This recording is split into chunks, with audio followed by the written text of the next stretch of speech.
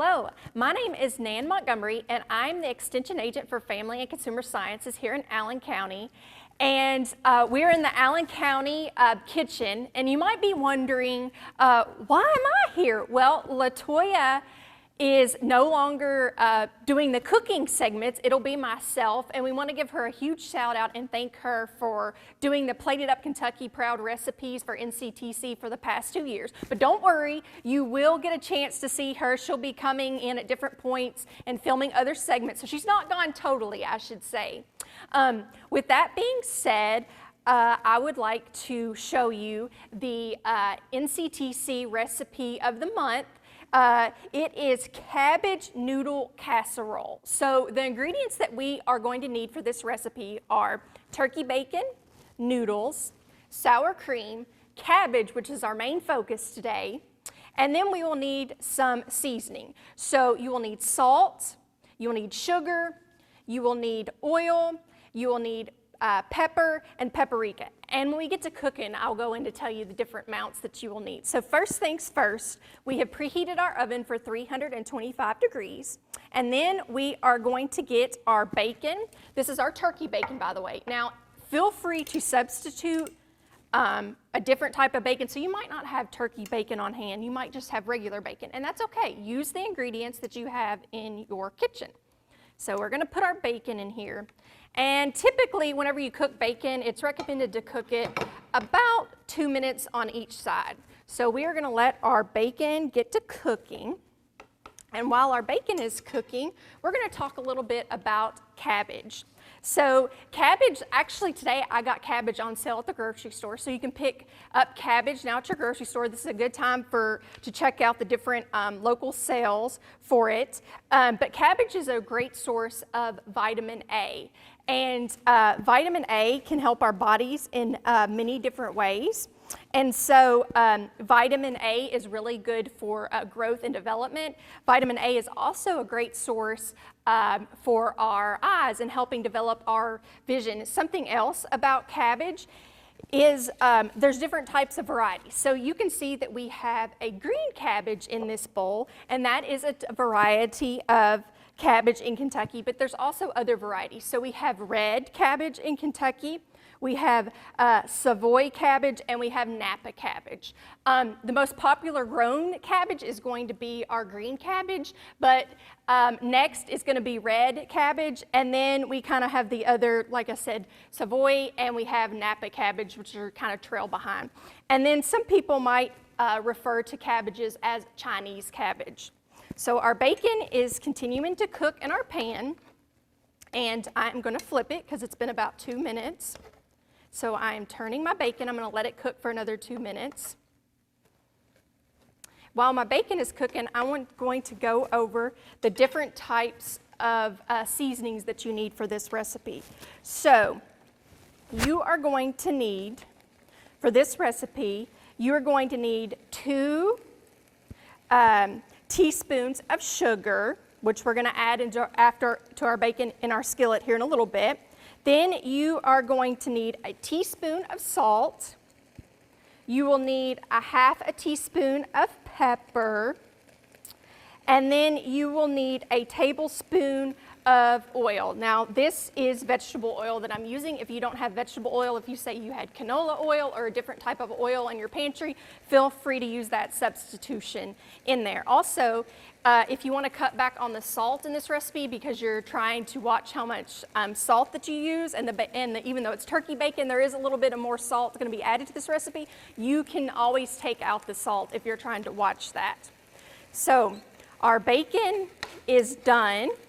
And I am going to take out our bacon, and then we are going to move on to the next step. Something you might notice too is I have a clean pan, and I am using a different utensil with our turkey bacon. And the reason why that is for food safety. So whenever you're cooking meat, you want to make sure that you put the cooked meat on a different plate, and you're also using a different utensil. So this would be my dirty plate for food safety, and I have a clean plate and utensils. So the next step in our recipe is we've cooked our bacon and we're going to set that aside. We want to keep our drippings in the pan because that's going to help us give flavor to our recipe. So now we are going to add our oil. So this is our vegetable oil. We are adding it to the pan, and this is 1 tablespoon. Then we are going to add our 2 tablespoons of sugar. Then we are going to add our cabbage.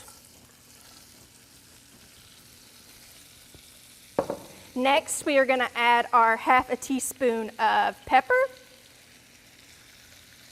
And we are going to add our teaspoon of salt. And this is going to cook down into our recipe.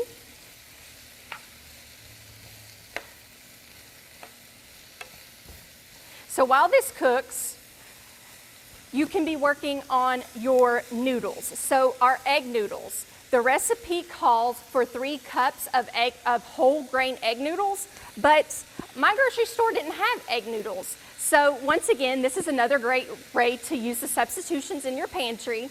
And all I had was just regular egg noodles. So I used 3 cups of egg noodles, and I cooked the egg noodles per the instructions on the package. And then I set them aside.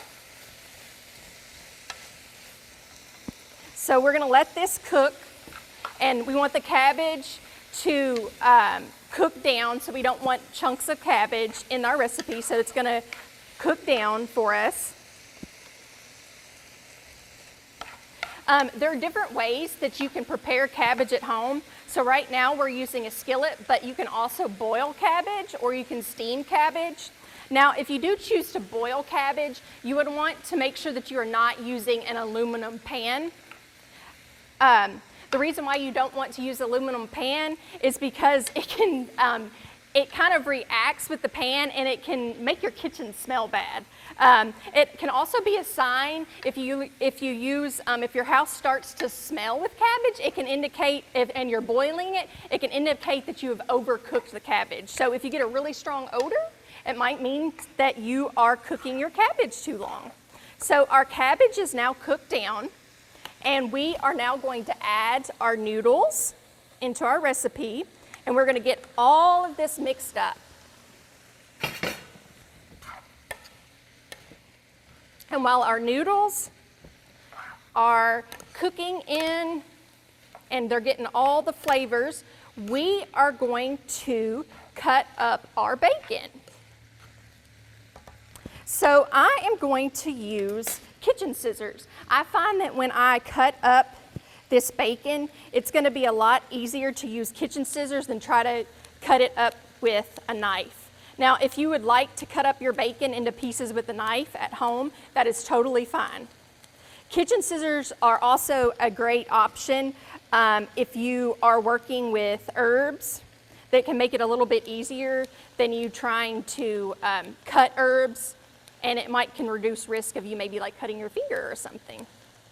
Now, I would recommend, I have in my kitchen, for food safety wise, I have a pair of kitchen scissors that I use strictly for meat, and I also have a pair of scissors that I use strictly for herbs. And mine are marked, and they're like a different color. Like I have one pair that's gray, and I have one pair that is black. That way in my kitchen, I know the difference between the two. And that can just help with different cross-contamination and keep your family safe. So we've almost got all of our bacon cut up, and then we are going to mix it together. Okay, we've completed that. Now I'm going to mix all of my bacon up, and the next step for this is we are going to get our casserole dish, and I've sprayed my casserole dish. We want to make sure that it doesn't stick, and I am going to pour it in.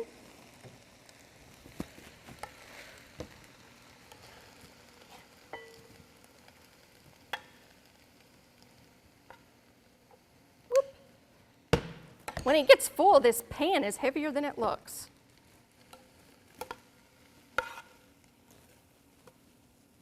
Oh, I wish you all could smell how delicious this is. And man, it's hot.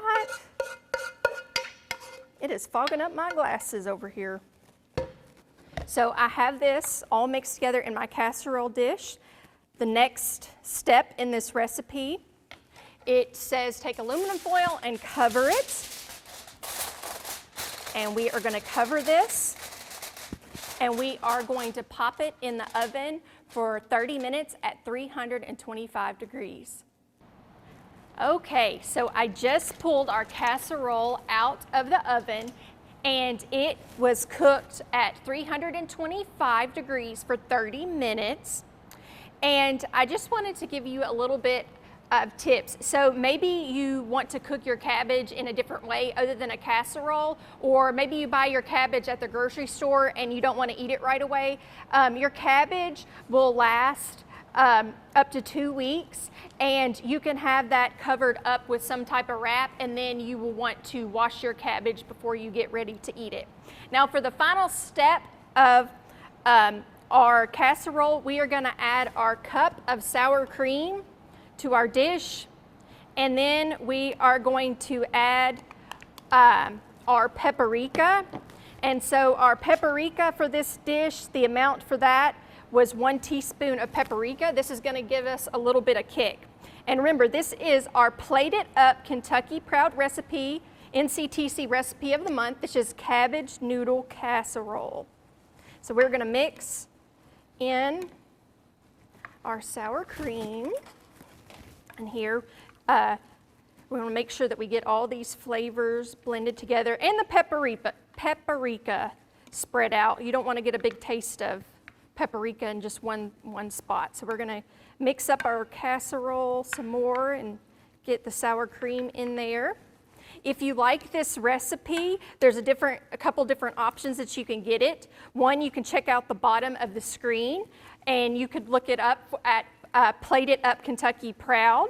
You can also go to planeatmove.com. That is through the Nutrition Education Program with the University of Kentucky. Or you can also contact staff or Barry Hyatt at barry.hyatt@nctcstaff.com, and you can get the recipe that way. And now that we have everything mixed up, we are going to plate this recipe, and I am so excited to try it. I just wish I could send it through the camera to everyone. Oh, it looks delicious. So here is our completed cabbage noodle casserole, and we look forward to seeing you next month.